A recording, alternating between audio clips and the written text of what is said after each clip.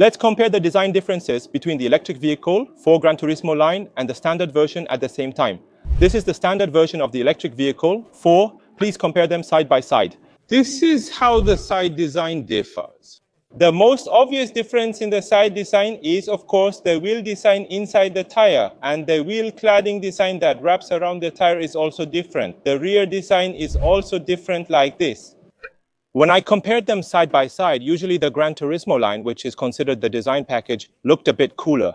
Personally, I think for this electric vehicle, for just going with the basic electric vehicle, 4 would be fine.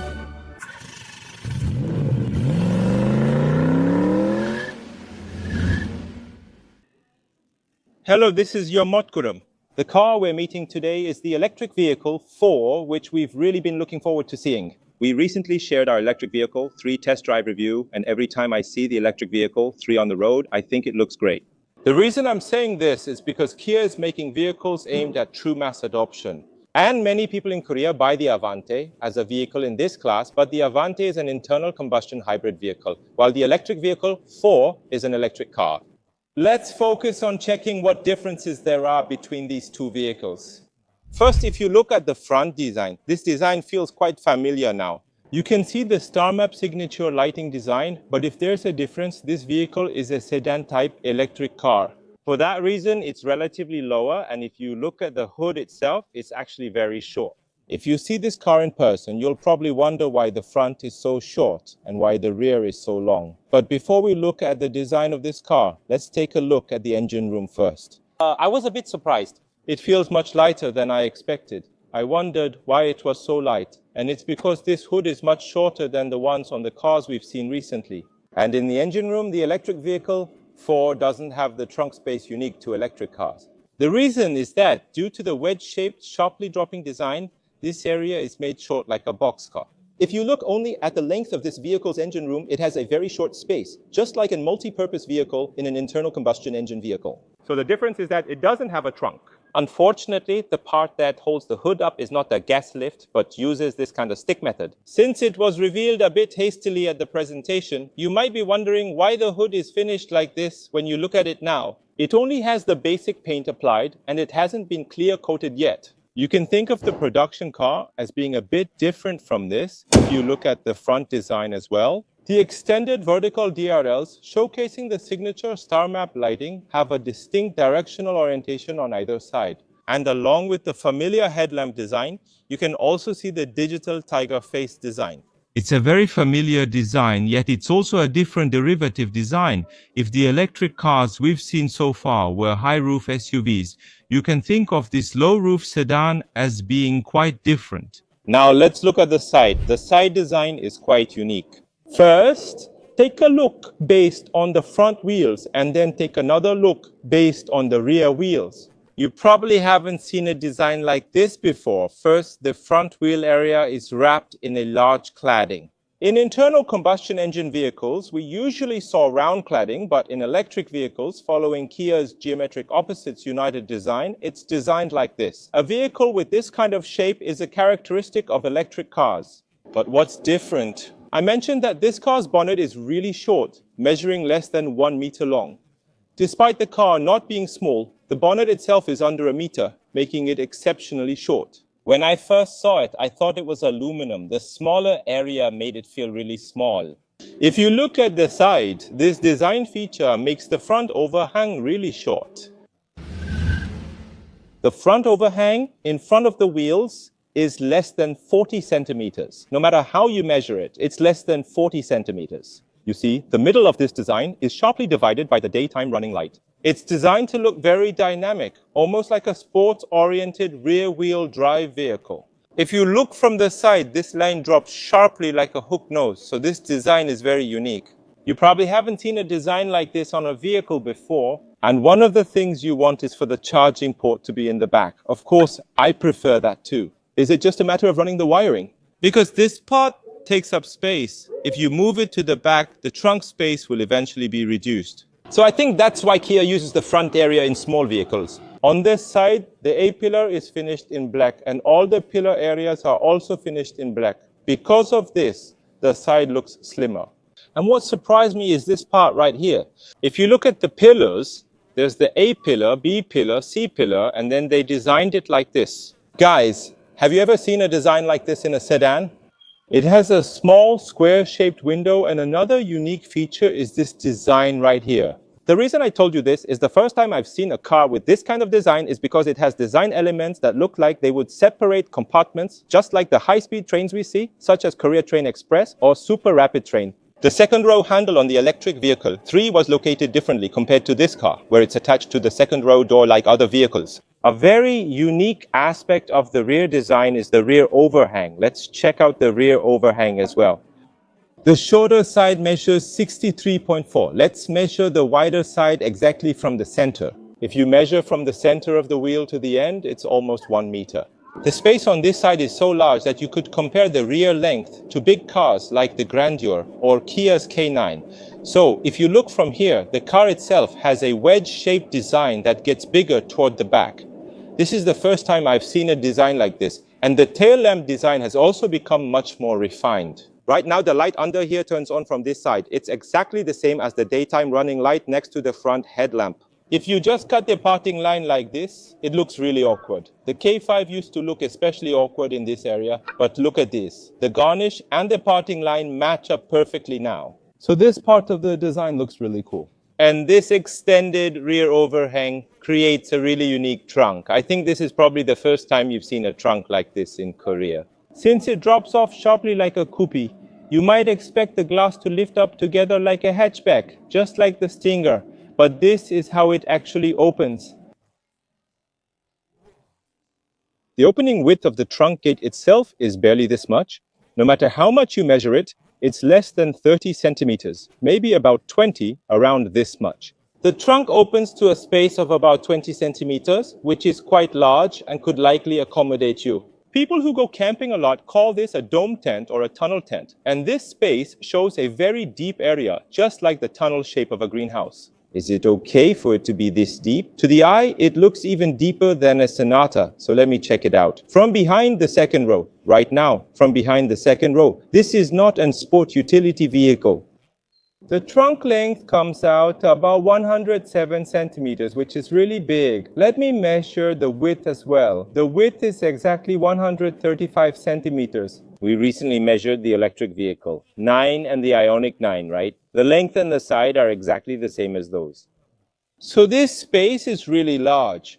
The height from the trunk floor to the top is exactly 55 or 56 centimeters. Have you already noticed because of this space?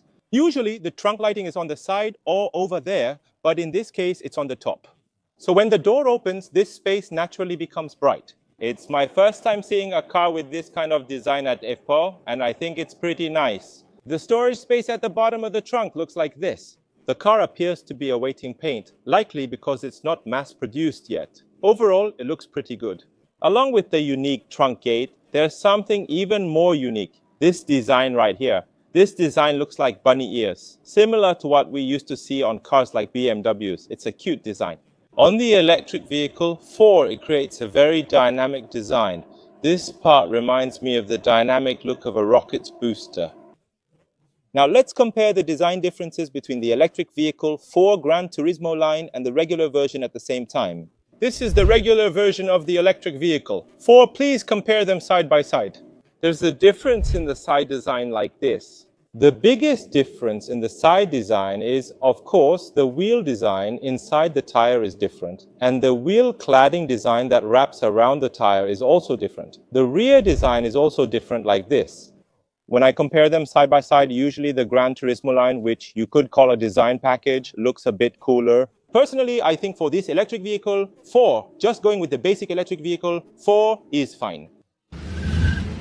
Wow. From the exterior design, I thought it was a car for both SUVs and sedans. Sitting down in the electric vehicle 4 reveals immediate differences from the electric vehicle 3. The comfort and seat length are noticeably better, indicating the electric vehicle 4 is a higher-end vehicle. At this level, if we compare it to a mid-size internal combustion vehicle, it has about the same value as the K5.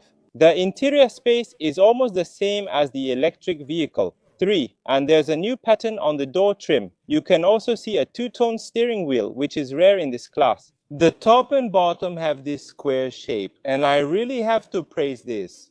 The drive mode button is more convenient here. In other cars, the drive mode is usually right here on the console. Usually we hold the steering wheel while driving, so having the drive mode button on the steering wheel is much more convenient. It has a well-designed user interface, and the integrated display which the driver uses most often consists of a 12.3-inch instrument cluster, a 5-inch climate control display in the middle, and a 12.3-inch infotainment screen. This setup is more than enough, and it's not curved. It stretches out in a long line. Many say the 5-inch climate control display is inconvenient while driving because it gets blocked. This area does get partially covered, but it's an improvement over Kia's previous integrated display setup in this part. Still, isn't this better than not having it at all? And right now, you can see the driving range on the dashboard, which shows 417 kilometers. The current battery charge is at 79%. It hasn't been officially revealed yet, but by the time you watch this video, the driving range will probably be announced, and it has exceeded 530 kilometers. Even mass-market cars have now exceeded 500 kilometers. You may be considering buying an Avante, which comes in both internal combustion engine and hybrid versions. But why doesn't Kia have one? Well, Kia discontinued the old K3, right? And naturally, they released the K4 in the North American market. But in the domestic market, the electric vehicle 4 you're looking at now can be seen as a sedan that not only competes with Avante, but also covers a wider range up to the mid-size segment. That's why there's a bit of a difference. The Avante doesn't have CCNC, which you could call the brain of the car and supports real-time updates. But this car comes with CCNC from the start. Now, a lot of people know that this car has features that make driving an electric car more fun. The virtual gear shift feature, which simulates shifting sounds and sensations, is unavailable in this vehicle.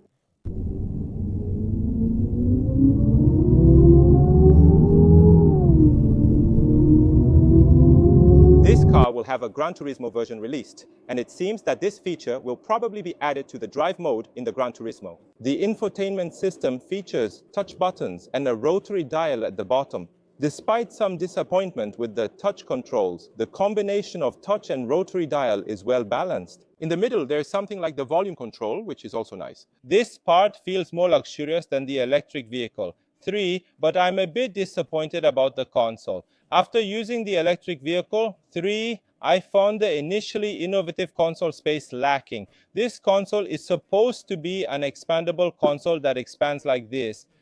If you're working on a laptop or something like that, it can be convenient, but the best thing about domestic cars is definitely the storage space. Because of this expandable table, there's not much storage space. On the floor, there's a wireless charging feature like this, and on both sides, there are cup holders, but that's about all the storage space you get.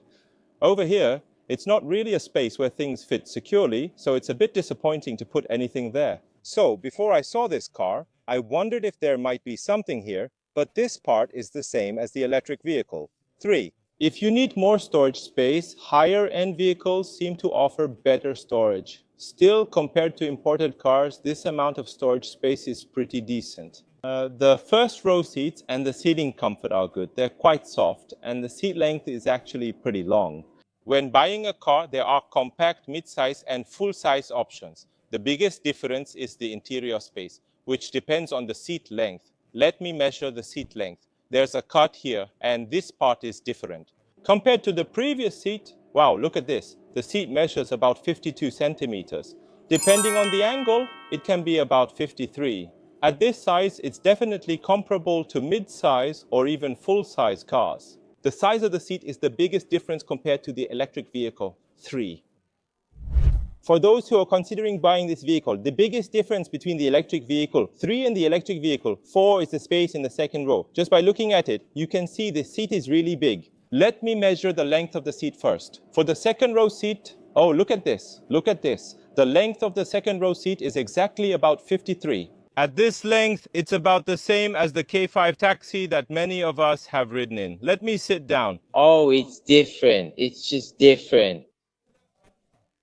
It has a width and space that can't even be compared to the electric vehicle 3, and including the seat arrangement, it's really spacious. But if there's one thing that's a bit disappointing, it's right under this foot space. Since there's a battery under the floor, this part doesn't go in, so it's a bit disappointing when you try to stretch your legs. While other electric cars sometimes carve out floor space, the Ioniq 6 doesn't, which might be disappointing depending on personal preference and vehicle structure. However, the second row space is definitely more than enough. And basically the reclining angle when you sit is really large, so with this much, I don't think you even need an additional reclining function. Please note that this vehicle does not have a function to adjust the reclining angle of the seatback, as can be seen on the side of the vehicle. And kindly, on the side as well, there's a design element on this pillar that gives a sense of openness. When viewed from inside, the unique trunk space creates these kinds of areas. The sunroof, as seen from the second row, isn't above the second row. It's not there, but a shared sunroof is provided above the first row. This might depend on your personal preference, but as I drive this car, I find its value is more comparable to the electric vehicle. 6 rather than the electric vehicle 3. The biggest difference, aside from the price, seems to be the sense of luxury, and whether it's a 400 volt or 800 volt system, those are the unique selling points that set these electric cars apart. We've looked at the Kia electric vehicle 4 so far, and if you're deciding between the electric vehicle 3 and the electric vehicle 4, I highly recommend you try out the electric vehicle 4. It's not just a difference in the number. When you actually drive the car, it feels much more like a luxury vehicle. If you compare the value of this car to internal combustion engine vehicles, I think you'll notice a difference if you test drive it alongside models like the K5 or Sonata. And today, one of the researchers gave me a little hint. They said they really paid special attention to quietness this time. Then, in my test drive video, I'll check out what exactly makes the electric vehicle 4 different. This has been Yonmot Gurram at the Electric Vehicle 4 launch event. Thank you.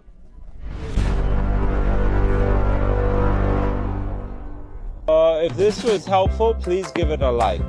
Subscribe and turn on notifications to get accurate new car information quickly. Thank you.